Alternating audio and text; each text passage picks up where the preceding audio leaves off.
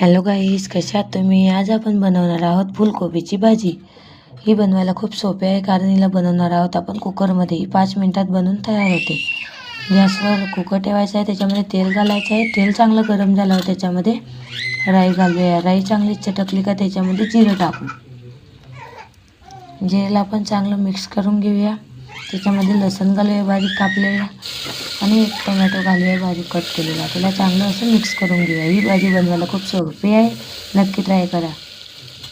ही कुकरमध्ये बनवायची आहे आपल्याला, कारण 1 चम्मच काश्मीरी लाल मिरची पावडर, अर्धी चम्मच हळदी पावडर, अर्धी चम्मच धने जिरे पावडर आणि थोडासा गरम मसाला टाकून चांगलं असं मिक्स करून घेऊया.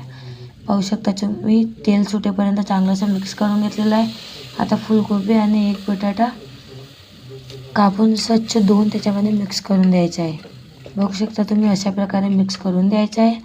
माझ्या चॅनलवर तुम्ही नवीन आता लाईक सबस्क्राईब करायला विसरू नका, जेणेकरून माझे नवनवीन व्हिडिओ तुमच्यापर्यंत येत राहतील. त्याच्यामध्ये स्वादानुसार नमक घालूया आणि चांगलं असं एकजीव करून घेऊया. पाहू शकता तुम्ही अशा प्रकारे. त्याच्यामध्ये फ्रेश धनिया टाकू आणि चांगलं मिक्स करून घेऊया.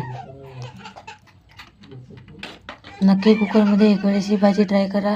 थोडंसं पाणी घालूया आणि चांगलं असं मिक्स करून कुकरचं झाकण लावून देऊया आणि हाय फ्लेमवर 1 शिट्टी येऊ देऊया. 1 शिट्टीमध्ये भाजी खूप छान अशी बनवून रेडी होते. नक्की ट्राय करा, खायला खूप छान लागते आणि बनवायला खूप झटपट आहे.